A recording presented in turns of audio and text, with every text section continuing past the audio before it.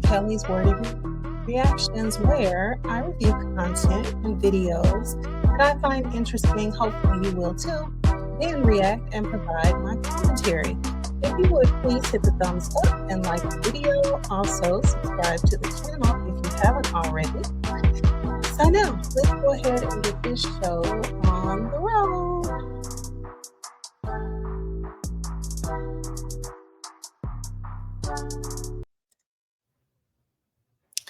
All right, so today I had a few things that I wanted to talk about. Of course, we have our main topic, but before we get into that, let's get over here and get into this. So someone great once said that. I think it was Don Cornelius. So let's see. Today is February the 9th, 2026. And on yesterday, we enjoyed the Super Bowl. And so shout out to the Seahawks. The Seahawks took the win. Congratulations to the Seahawks for taking the win at the Super Bowl. I wanted to, shout out to that D-line. Wow, what an amazing job they did. They just actually both teams had a really good defensive line. But at the end of the day, the Seahawks was obviously better. So they were certainly able to hold up a bit longer and start breaking through with some touchdown or two. And it's funny because for me, it wasn't the kind of game that I particularly like, but I did enjoy the game. But what about that Bad Bunny? Oh my God, Bad Bunny was so good. And I have to say, I really only started to listen or look him up and start looking into what his music is when he was announced to be the Super Bowl artist. So I was like, I really love Latin jazz. So I knew I was going to enjoy the concert or the halftime show, which was like a little mini concert. But oh my gosh, like the show that he put on, all the thought and the detail that went into that show, it was amazing. It was really chef's kiss. And I'm a person that loves like plants and greenery and just the beauty that and the thoughtfulness that he put into actually bringing it's like a movie set, like scenes from Puerto Rico and all of the real marriage of the couple. I don't know if you guys knew, but the couple that got married, if you saw the halftime show, they actually were getting married to each other. And I think that may have even been a real cake. When I saw them kiss and saw just how happy they were, I was like, I don't think they're acting. Like, as I was looking at the halftime show, I was like, I don't think they're acting. I wonder if that's real. And come to find out, they actually were a real couple getting married. I want to say that I even heard it reported that he actually was the official. He signed their wedding certificate, their marriage license. So that was really cool. The fact that he put little is it Ian? The little boy that Ice took as a lure to lure his parent out, and actually put him in detention center with his father a couple weeks back, when he gave his Grammy to the little boy. And then when I looked at the show again today, I saw that I noticed rather that the scene where he gave the Grammy to Ian was also the scene where he had it playing on the little TV where he was accepting the Grammy. So it was just so many cool details, but also just overall an amazing show and performance he put on. The songs were great. I was up dancing in my living room. I just had a grand old time, and I'm so glad that he persevered through all the persecution that he was receiving um, from um, the right side of the aisle. They, for whatever reason, they just decided to persecute the young man. And, it's awful because they say that they are the God, religious, and Jesus side over there. And last I checked, Jesus um, endured persecution, and he let us know that persecution is not a good thing. So anyway, phenomenal, phenomenal show, Bad Bunny. Shout out to you and all the people that helped him put that show together and make it a great success. The dancers, just everybody. It was really cool. All the other performers, Ricky Martin, Lady Gaga. Um, I saw Cardi B out there. It was just amazing. Uh, all right. So let's see. What else do we have? What else do we have? Then we also had uh Don John. That's for the purpose of this video. This might work all the time though. For the purpose of this video, let's just go ahead and say Dozy Don John, right? So let me get back over here. Yeah, so okay, just checking to see where I was. So Dozy Don John um posted uh, a video, and embedded in the video there was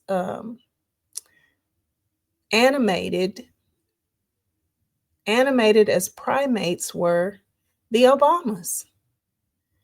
Um, President Barack and First Lady Michelle Obama. Can you imagine that? Animated and embedded within this video that Dozy Don John posted. Um, yeah, they were in there smiling and dancing as primates. And so to that, I thought about whether or not I even wanted to address this, but to that, I'll say this. This has come as no surprise to me.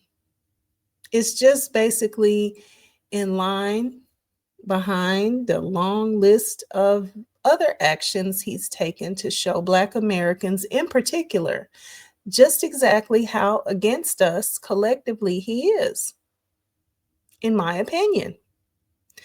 And since the things that he does against my community affect me, I would know. So, but what I will say is there are some who act like and seem to be surprised by what he posted. So, to that and to those, I'll say this. So, there was a man who started to climb a high, steep mountain when a snake asked him to carry him along. The man said, "But you're a snake." And the snake smiled and said, "Don't worry, I won't bite you." Now, after days of arduous climbing, the man reached the mountain summit, whereupon the poisonous snake bit him.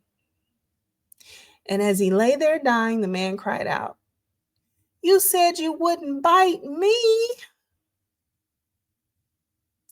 And his reptilian hitchhiker looked at him and said, "Ha, you knew I was a snake when you picked me up." So, and here's a quote to finish this story off. "Don't be misled. Bad company corrupts good character.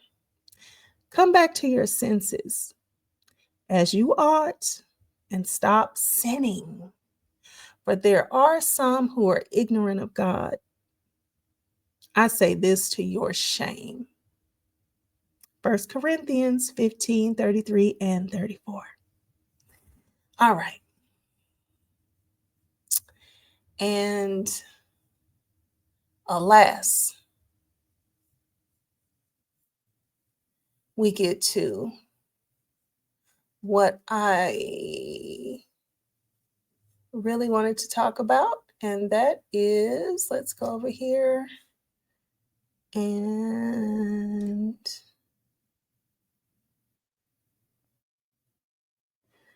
get to this. All right, so the title of this video is "I Think He's Afraid to Go to Sleep." I think he's afraid to go to sleep. And actually, this just kind of came to me, and I said, "You know what? That's interesting." And especially in light of all that we are coming to know and understand via the Epstein files and via his um, cognitive situation that we've we've seen, and we understand and know the situation his father was in at a certain stage in his life, and um, as well as there's things going on with health that are not um, that are not being told to the public like they normally would be from a normal um, presidential administration. Um, Things are not happening the way that they normally would. So there's a lot of speculation, but there's definitely things going on, even that they admitted. And you could just imagine, whatever they admitted to, being that he did go ahead and admit to something, it has to be leaps and bounds more, and more than likely worse, because um, these people don't um, tell the truth. They don't tell the truth. Um, and that is also, in my opinion, but I think that we all see the person that actually created the term alternative facts um, is one of the main people and one of the main leaders of the alternative facts propaganda style movement here in the United States. So, um, so yeah, when that thought came to me, it was really just like that. Like it wasn't, I think, actually, it didn't come to me like I think. It came to me like he's afraid to go to sleep. So I'm going to tell you, give you something to back up what I think, and it is what I think and believe. And I'm going to give some things to back up that not that I know definitively, because I don't know this person personally, of course, but there is research to back up my claim. And so I'm going to give you what I found. Let's see, but first, let's go ahead and look at Dozy Don in his sleepy. Well, we'll not say sleepy. We'll say in his dozy glory here. And look at this. Look at this handiwork from the administration here. I don't know if you can see it, but under Pete Hegseth, there's two S's in Secretary of War. And I was like, well, maybe that's the other S, the first S is for something else. I don't know what else it could be for, but when I looked over at Howard Lutnick, he only has one S in front of his name. So, yeah, so that's actually a mistake that nobody bothered to correct, and they let him go on TV with 2S Secretary of War, of all things. So, anyway, let's go ahead and look at this.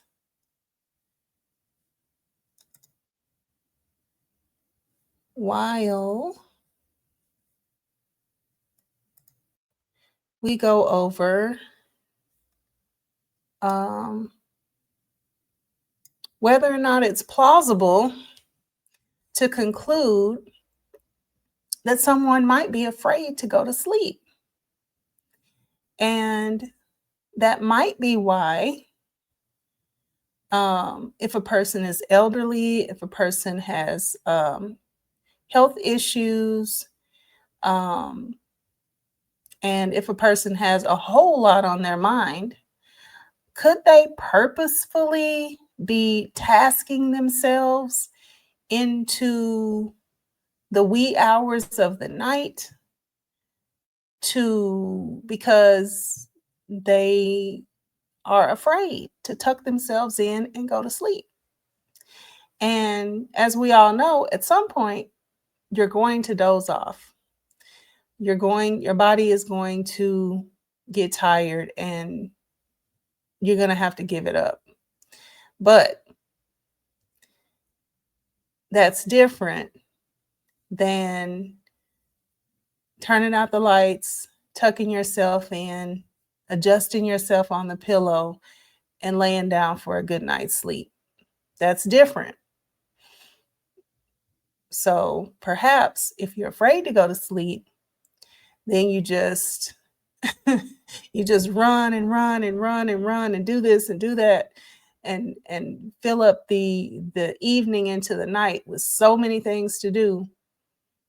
And eventually you go to sleep, but you go to sleep because you passed out. You don't go to sleep because you gave yourself enough time to wind down, put yourself in the bed, and actually set yourself up for a good night's sleep. So let's see. So of course, I went to my good friend Chat GPT, and Chat GPT,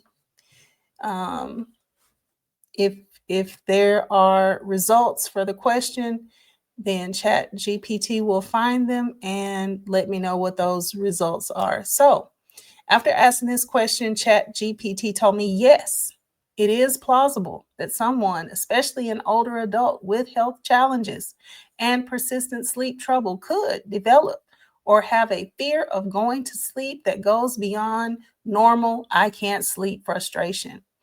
This is research and clinical theory showing that fear, worry, and avoidance behaviors around sleep are real phenomena that can contribute to chronic sleep problems and even become part of the problem itself.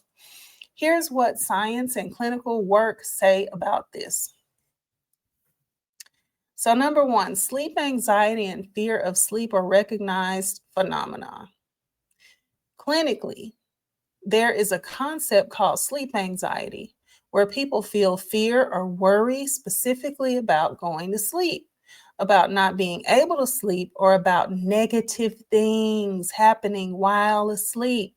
This isn't just occasional worry, it is part of what keeps some people awake at night. A more intense form of this is called somniophobia, which is an actual fear of sleep, often driven by worries such as fear of nightmares, loss of control, or even fear of not waking up. Number two, people can avoid sleep and stay awake on purpose due to fear. What's the question? The question is, oh, it was actually a statement. I think he's afraid to go to sleep. That was the statement. I think he's afraid. Emphasis on afraid. I think he's afraid to go to sleep.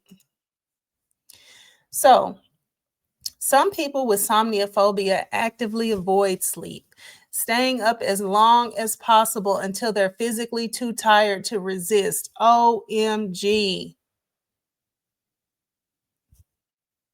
Which is very similar to what you described in your hypothetical scenario. OMG. OMG. I'm saying that because this is not anything I was trying to think of. It just kind of floated into my mind as I was cooking dinner. So it's just kind of tripping me out that it's actually like uh, a textbook thing. Just, yeah. Let me carry on. Number three, anxiety, trauma, and worry can fuel sleep avoidance. Research in populations like first responders show that fear of sleep is associated with PTSD, anxiety, and trauma related nightmares, and can meaningfully contribute to insomnia symptoms.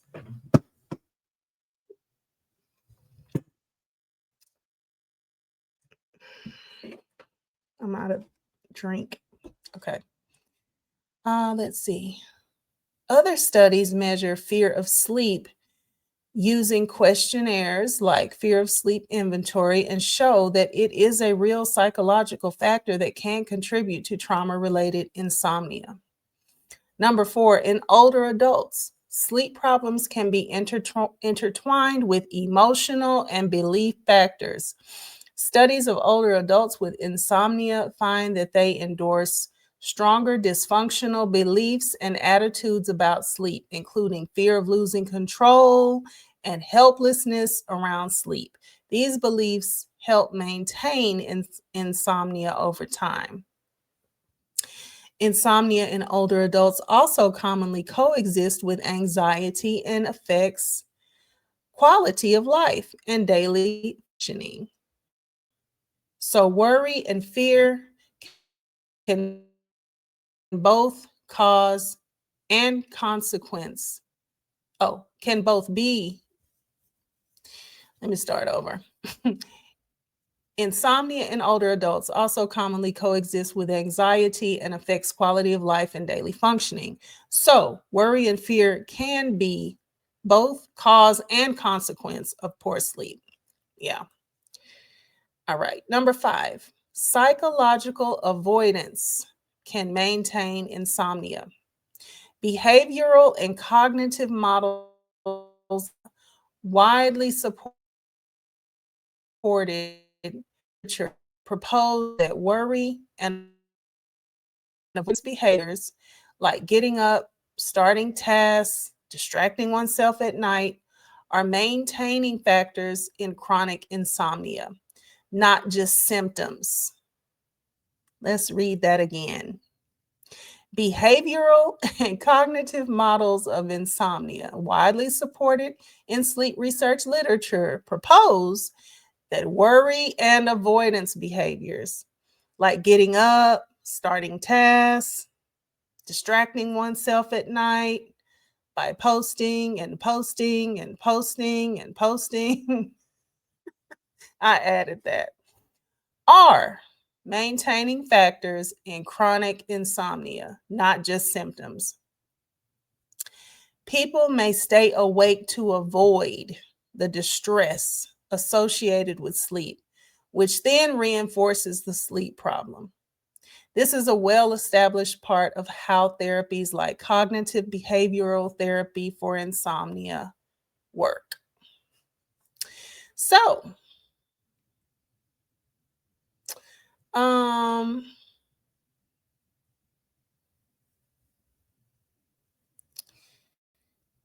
so oh, I just love the way Chat GPT does this. So yes, your idea is supported. There are real concepts that align with what you're describing: sleep anxiety, insomnia phobia, fear of falling asleep, or fear of sleep related loss of control are documented. Avoidance behaviors at night, staying up, doing tasks, post, can be part, and scroll, can be part of how fear plays out and can make insomnia worse over time. In older adults, especially, sleep problems are not just physical, but often tied to worry, beliefs about sleep, and mental health. So,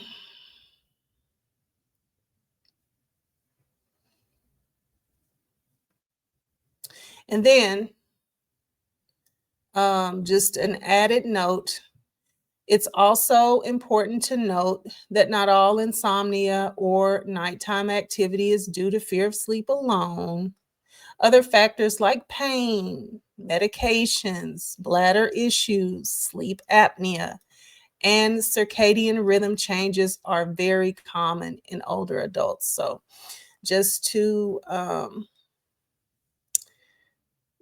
add on the added word of knowledge and wisdom there at the end.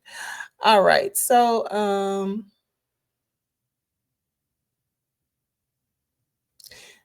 yeah,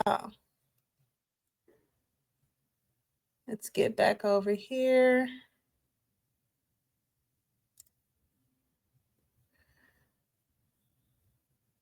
All right. So yeah, that's where I'll leave it. Let me stop sharing. So I got into a whole other video.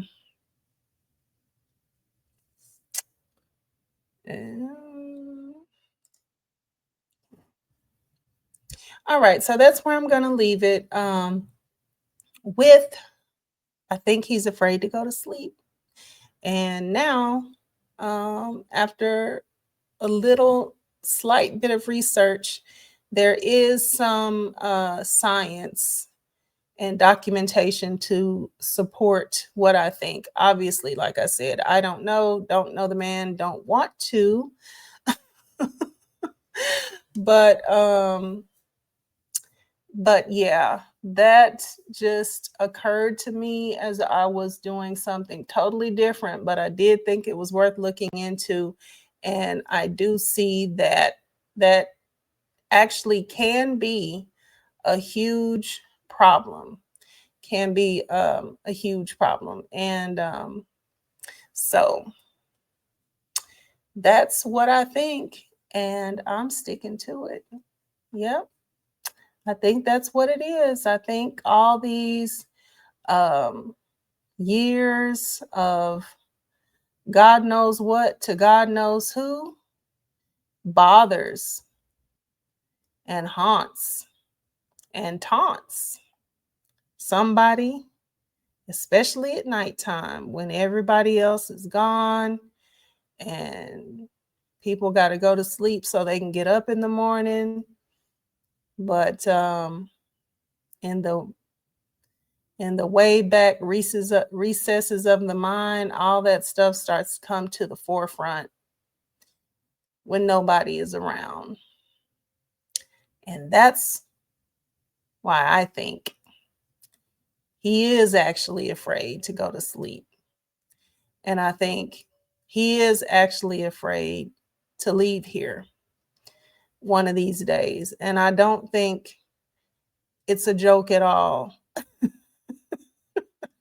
I don't think it's a joke at all when he's mentioning it, and the fact that, it's even on his mind. I've never heard any other public official talk about that or think about that in that way. But after learning and understanding uh, some of the things that a very good acquaintance of his was into, and we're still yet to see all that was going on. Um, yeah, I think there might be some need for concern,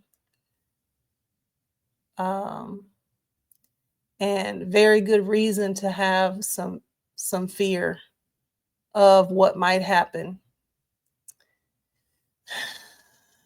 if the lungs stop filling up with air. So anyway, once again, I want to thank y'all for stopping in. Thank you so much for joining me. And as always, I will see you on the next one. Bye bye.